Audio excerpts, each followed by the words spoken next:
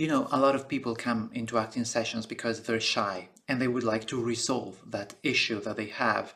They are unable to express themselves, they may be too quiet, they lack social skills, or at least that's what they think. And so they come to an acting class, not specifically because they like acting, but because they have the feeling that it could be beneficial for them.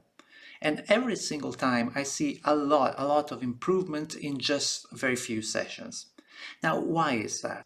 Well, I think that the answer is when you're shy, you're blocked in many different parts of your life, in your interactions, your emotions, your physicality as well. And acting provides active training for all these things organically. So while you're playing a different role and pretending to be needing to do different things, and you're playing a game on stage in a fictional space, so you train your imagination as well at the same time. All this is actively working to resolve your shyness issues. And so that's why in a very short time you're able to get much better and much looser. Okay, that's only a starting point. If you want to know more about shyness, I published this video last year about that. You should watch it.